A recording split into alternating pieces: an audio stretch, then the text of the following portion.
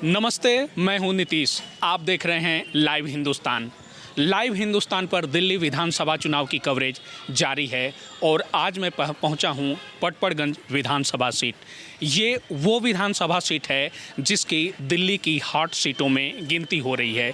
इसकी वजह यह है कि आम आदमी पार्टी से इस बार चुनावी ताल ठोक रहे हैं जाने माने टीचर अवध ओझा। आप जानते होंगे कि पटपड़गंज विधानसभा सीट से इससे पहले लगातार 3 बार मनीष सिसोदिया चुनाव जीते थे। पिछला जो चुनाव हुआ था यानी साल 2020 का विधानसभा चुनाव, उसमें भाजपा उम्मीदवार रविंद्र सिंह नेगी ने उनको कड़ी टक्कर दी थी। अब मनीष सिसोदिया की जगह जब आपकी ओर से अवध ओझा चुनावी मैदान में है तो कई विश्लेषक ये भी कह रहे हैं कि आम आदमी पार्टी ने जो है जानबूझकर अपना उम्मीदवार बदलने का फैसला किया ताकि एंटी इनकम्बेंसी से बचा जा सके। बातें और विश्लेषण अपनी जगह है, कांग्रेस पार्टी भी अपना ताल ठोक रही है। ऐसे में पटपड़गंज की जो जनता है, जो यहाँ के लोग हैं, वो क्या सोचते हैं, उनके क्या मुद्दे हैं, क्या समस्याएं हैं और वो अपने विधायक से क्या चाहते हैं और माहौल क्या है, क्या लग रहा है कि इस बार पटपड़गंज विधानसभा सीट से विधायक कौन बनेगा, यही जानने और समझने के लिए मैं यहाँ पहुँचा हूँ। और हमारे साथ कुछ लोग हैं, इनसे बातचीत का सिलसिला शुरू करेंगे। शाम का वक्त है, देर शाम होने को है और ठंड भी है, तो लोग अलाव जला के ताप रहे हैं, ठंड से कुछ राहत मिले। क्या नाम है सर? स्वामीनाथ तिवारी। जी तिवारी जी, क्या चर्चाएं हो रही हैं, क्या बातें हो रही हैं? अब तो चुनाव की तारीख भी आ गई है, 5 फरवरी को मतदान होना है। आपके हिसाब से क्या लग रहा है, अभी तक किसको बढ़त है? देखिए, चुनावी मौसम है और पब्लिक जो कि अपना मन बना लेती है इन चुनावी मौसम में। जी। फिलहाल में जो पब्लिक का मन है वो केजरीवाल जी की तरफ है, क्योंकि यहाँ पर बिजली जो है काफ़ी इसमें सहूलियत मिली हुई है लोगों को, पानी फ्री है। जी। कुछ समस्याएं भी हैं, लेकिन उनको उम्मीद है कि आने वाले समय में इलेक्शन जीतेंगे, मुख्यमंत्री बनेंगे और उनका निदान होगा। ठीक है, केजरीवाल आपके हिसाब से जीतते नज़र आ रहे हैं। पटपड़गंज विधानसभा सीट का क्या होगा? उन्होंने जो अवध ओझा को टिकट दिया है वो कैसी टक्कर दे पाएंगे, उनके जीतने की कितनी संभावना है? देखिए, पटपड़गंज में पूर्वांचली मतदाताओं की संख्या बहुत अधिक है जी। और वो चुनाव को बहुत ज़्यादा इफेक्टेड करते हैं। अभी तक तो यही समझ में आ रहा है कि अवध ओझा की तरफ पूर्वांचलों का झुकाव है। जी।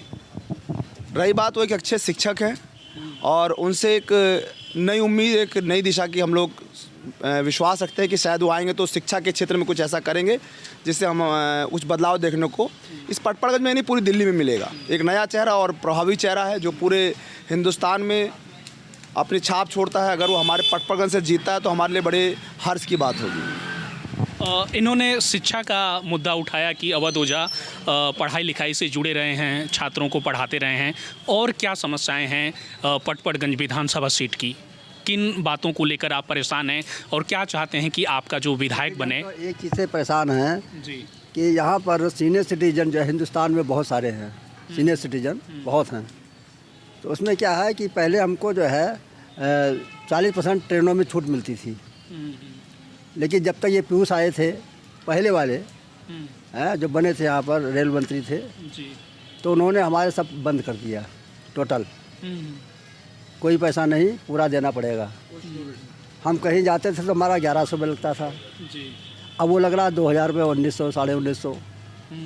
2 प्राणी का 3rd AC। जी जी।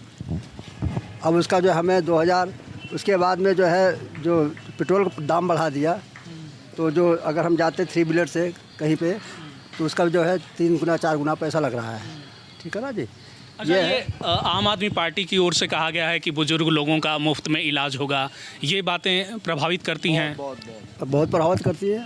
और क्या, ये बहुत प्रभावित करती है क्योंकि वो 3 तो दे रहा है जी, बिजली में भी दे रहा है 200 यूनिट।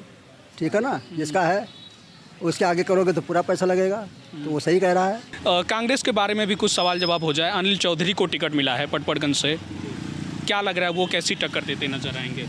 अनिल चौधरी जी का व्यक्तिगत छवि अच्छा है, ठीक है।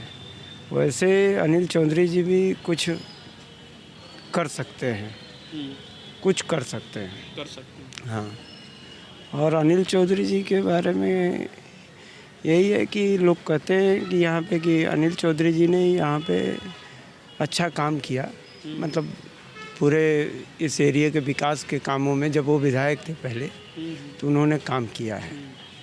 तो व्यक्तिगत छवि तो उनकी अच्छी है। तो आपके हिसाब से पटपड़गंज सीट पे कांग्रेस भी टक्कर में रहेगी, तीनों उम्मीदवारों में मुकाबला हो सकता है? हाँ, त्रिकोणीय मुकाबला है। अच्छा, हाँ, आप इनकी बात से सहमत हैं या कांग्रेस भाजपा और आम आदमी पार्टी के बीच? नहीं नहीं, एक्चुअली क्या है कि चौधरी साहब 5 साल में लास्ट के 2 महीने में यहाँ एक्टिव हुए हैं। इससे पहले वो यहाँ बिल्कुल एक्टिव नहीं थे। कोविड का समय हो तो उस समय तो वो निकलते ही नहीं थे। वो चूँकि वो प्रेसिडेंट थे, दिल्ली प्रदेश कांग्रेस कमेटी के प्रेसिडेंट थे, तो उन्होंने क्षेत्र में कभी ध्यान नहीं दिया। जैसे ही उनको लगा कि मुझे यहाँ कैंडिडेट बनाया जा रहा है तो वो तुरंत एक्टिवेट हो गए, और एक्टिव होने के साथ ही उन्होंने क्या किया है कि लोगों से अपना मिलना जुलना शुरू किया। लेकिन वो मतलब मान के चलिए 4.5 साल से ज़्यादा, 4.5 साल वो क्षेत्र में ज़ीरो थे। हाँ जी।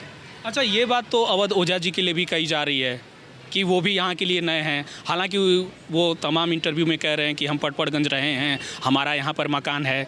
तो ये बात है कि कहीं ना कहीं उनके साथ भी ये फैक्टर काम करेगा कि वो बाहरी हैं। देखिए, अवध ओझा जी एक शिक्षक हैं और उनकी छवि साफ़ सुथरी है। उन पर अभी तक किसी तरह का कोई एलिगेशन नहीं है।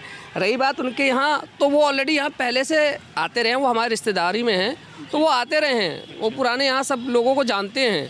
ऐसा नहीं है कि वो पहली बार आए हैं। हाँ, ये हो सकता है वो चुनाव लड़ रहे हैं, इसलिए लोगों को समझ में आ रहा है कि वो पहली बार यहाँ आए हैं, लेकिन वो यहाँ काफ़ी समय से आते रहे हैं। ऐसा नहीं है, उनकी रिश्तेदारी है यहाँ पर।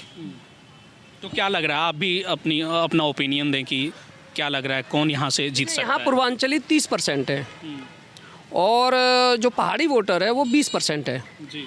अब आप आंकड़ा लगा लीजिए कि यहाँ पर रवि नेगी को 4 बार इसलिए टिकट दिया गया है कि जो पहाड़ी है, अच्छा, जबकि पूर्वांचली 30% है। यहाँ से बीजेपी के एक कैंडिडेट थे बिहारी जी, जो कि मेयर भी रहे हैं, उनको टिकट नहीं दिया गया।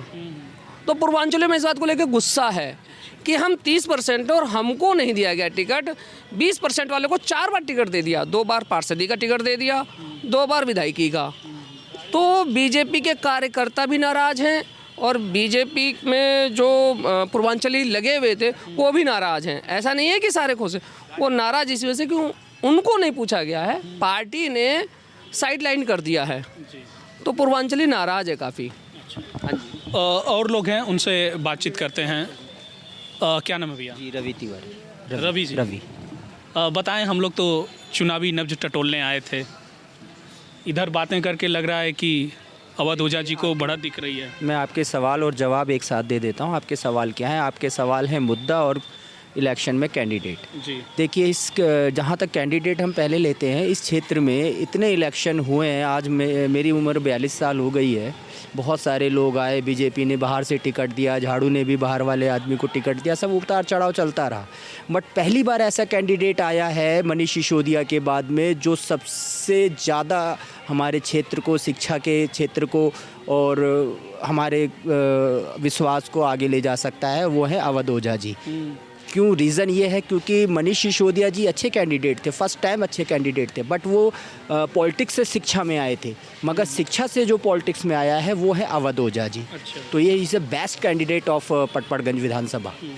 सेकंड, मुद्दे क्या हैं? मुद्दा आप पूछे। ठीक है, पढ़ाई लिखाई तो हो गया। हाँ, आपको उम्मीद है कि वो शिक्षा के लिए बेहतर करेंगे? जी। मुद्दा देखिए सर, 2 ही है, एक देश का है और एक क्षेत्र का है। हमें देश भी देखना है, हमें क्षेत्र भी देखना है। तो इस वक्त देश के लिए हम मोदी जी को प्रिपेयर करेंगे। अच्छे हैं, जो भी डिसीजन ले रहे हैं, हार्ड ले रहे हैं, होना भी चाहिए। मगर क्षेत्र में हम जीरो ग्राउंड की जो कन्वेटी है, सबका सम्मान हो, सबका विकास हो और सब लोग मुस्कुराएं, बस ये चाहते हैं। तो इस वजह से हम बीजेपी के जो मंडल के जो लोग हैं, ये मैं यहाँ नहीं, ये हर क्षेत्र में इनके मंडल में थोड़ी प्रॉब्लम है, नीचे का तबका वो है। बट हमारे झाड़ू से अवध ओझा जी को टिकट मिली है, ये हमारे लिए बहुत गर्व की बात है और हम विश करेंगे कि वो जीते। पटपड़गंज विधानसभा क्षेत्र में लगातार घूम रहा हूं और लोगों से चुनाव को लेकर बातचीत जारी है। कुछ और लोग हैं यहाँ बैठे हुए थे, तो हमने सोचा कि कुछ चुनावी चर्चा शुरू की जाए। क्या नाम है आपका? अशोक कुमार शुक्ला। अशोक जी, बताएं, क्या लग रहा है पटपड़गंज से कौन जीत रहा है? भाई साहब, जय भाजपा तय भाजपा। अच्छा। रवि नेगी जिंदाबाद। जी, क्योंकि उनके जैसा कैंडिडेट है नहीं। आज आप ये देखिए, अगर चौथी बार अगर पार्टी उनके ऊपर भरोसा कर रही है तो कुछ तो उसके अंदर काबिलियत होगी ना।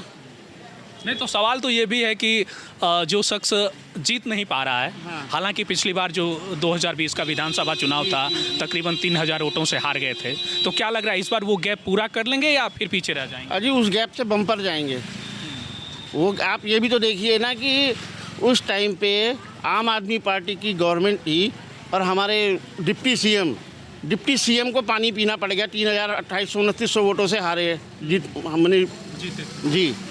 तो ये आप तो खुद एक पत्रकार, आप समझिए ना इस चीज़ को। तो सामने भी तो अवध ओझा को लाया गया है, बड़े पॉपुलर चेहरा हैं। सर जी, पैराशूट लैंडिंग है। कौन जानता है यहाँ पे अवध ओझा जी को? अगर यहाँ का कोई लोकल इतने नेता थे क्या? पार्टी के पास कोई और नेता नहीं था यहाँ का लोकल नेता को टिकट देने के लिए? वो तो कहते हैं कि हमारा घर यहीं है, हमने यहाँ बच्चों को पढ़ाया है। हमें तो नहीं पता भाई साहब, 30 साल तो हमें हो गए रहते हुए। भाई साहब से पूछे, भाई साहब आपको भी मेरे ख्याल से 25 साल भाई साहब को भी हो गए यहाँ रहते हुए। यही इलेक्शन में सुना हूँ अवध ओझा का नाम, तो इससे पहले तो अवध ओझा को यहाँ कोई जानता नहीं था। ये सुना था जी, हाँ वो कोई ट्यूटर हैं, इतना पता था बस। बाकी बाई फेस ये वैसे समझो तो अभी देखा है उनको यहाँ पे हमने। और इस हिसाब से भाजपा कैंडिडेट जो हैं रविंद्र नेगी, उनका क्या हिसाब किताब है वहाँ? उनको जानते हैं लोग पटपड़गंज में यहीं के? बहुत अच्छी तरह जानते हैं। और मेरे विचार से रविंद्र नेगी जैसा कोई कैंडिडेट है भी नहीं यहाँ पे, और उनकी जीत निश्चित है। 100% मैं कह रहा हूँ, 99 नहीं 100% मैं बता रहा हूँ, उनकी जीत निश्चित है। टक्कर किससे होगी, अवध ओझा से ही या कांग्रेस के अनिल चौधरी से? उनके टक्कर में कोई है ही नहीं, कोई भी टक्कर में नहीं है, ना अनिल चौधरी ना अवध ओझा, कोई नहीं है। रविंद्र नेगी तो 100% जीत पक्की है उनकी। अच्छा, आप क्या कह रहे हैं कि उनके रविंद्र नेगी की टक्कर में कोई नहीं है? जब डिप्टी सीएम अपनी सीट छोड़ के रविंद्र नेगी को ओझा यहाँ से भाग गए, केवल नाम से, कि अगली बार बड़ी मुश्किल से सीट बचा पाए थे डिप्टी सीएम जो है मनीष सिसोदिया जी, इस बार तो उनकी सीट बचाना बड़ा मुश्किल था। और रवि नेगी पे अगर नेतृत्व जो बीजेपी के है विश्वास जताया है तो बहुत बढ़िया किया है। मैं डॉक्टर दिनेश जी, डॉक्टर साहब, इनकी बात से आप कितना सहमत हैं कि अवध ओझा सर तो मुकाबले में ही नहीं है, रविंद्र नेगी को एक तरफा बढ़त दिख रही है? देखिए, 2-3 बात आपको समझना पड़ेगा। अवध ओझा आम आदमी पार्टी से हैं जी, और उसके मुखिया हैं अरविंद केजरीवाल। मैं उनको शुरू से ही देखता आ रहा हूँ, अन्ना हजारे के समय से। लोकपाल से उन्होंने शुरू किया जी, लोकपाल हो गया उनका। अब समझिए, कुछ लोग ये कहते हैं कि क्या मोदी के 15 लाख आए? बात सही है, नहीं आए। लेकिन अगर मान लीजिए कोई पार्टी अपने वादों से को कर रही है और किन्हीं कारणों से 1-2 वादे नहीं पूरे हो रहे हैं, भाई 20 तो पूरे हो गए, अगर एक नहीं पूरा हो रहा है ठीक है। लेकिन अरविंद केजरीवाल क्या कह के आए थे? किस उद्देश्य से हम लोगों ने उनको इधर 67 सीट दिए थे? अलग तरह की राजनीति करेंगे, ले दे के वहीं तो आ गए। आप पड़पड़गंज पूरा जगह घूम लिए? हाँ, तकरीबन पूरा तो नहीं कहना ठीक नहीं होगा, फिर भी काफ़ी इलाकों में गए। तो आपको ऐसा नहीं लगता है कि यहाँ की रोडें हेमा मालिनी के गाल जैसी हो गई हैं? मुफ्त में झूले का मज़ा मिल रहा है? आपको ऐसा नहीं लगता? आपको लग रहा है? आप रहते हैं, आप बताएं। नहीं, हमें तो लगता है। सड़कों की समस्या है, सड़कें टूटी हुई हैं, पार्क में गंदगी है, ये सब जो हमें देखने को मिला है। अच्छा, एक बात बताइए, एक सरकार से एक आम आदमी क्या उम्मीद करता है? किस तरह का डेवलपमेंट? कि हमें पैसा दे दे? किसी पार्टी का ये उद्देश्य तो नहीं होना चाहिए। उद्देश्य हित की बात है। ये तो इंडिविजुअल, आप जिसको 2100 रुपये दे रहे हैं, ये तो इंडिविजुअल हो गया ना। तो फिर ये टैक्स क्यों ले रहे हैं? बोले टैक्स छोड़ के सब लोग अपने अपने पैसे रखो अपने पास जी, हमें ज़रूरत ही नहीं है। हम तुमसे पहले एक बार पैसा लेंगे, फिर हम आपको वापस करेंगे। तो फिर सरकार का क्या मतलब है? हमें आप समझाइए। कोई भी सरकार, ये तो अब हर पार्टियां कर रही हैं ना सर, जैसे केवल आम आदमी पार्टी को दोष देना। कांग्रेस ने भी कह दिया है कि हम जीते तो 2500 देंगे। भारतीय जनता पार्टी के जो उम्मीदवार हैं प्रवेश वर्मा, उनके बारे में आया कि वो वहाँ 1100 रुपये बांट रहे थे। आपकी बात बिल्कुल सही है। देखिए, उन्होंने अगर 1100 रुपये बांटे हैं प्रवेश वर्मा ने, तो मैं तो उनके भी साथ नहीं सोचता हूँ। उन्होंने भी अगर ऐसा किया है तो उनको ऐसा नहीं करना चाहिए। पैसा किसी को डायरेक्ट देना मेरे बुद्धि विवेक से ठीक नहीं है। ये रेवड़ी कल्चर जो है ना, हाँ, आप योजनाओं पे काम करो। एग्जैक्टली सरकार होती क्यों है भाई? सरकार डेवलपमेंट के लिए होती है, स्वास्थ्य के लिए होती है, शिक्षा के लिए होती है,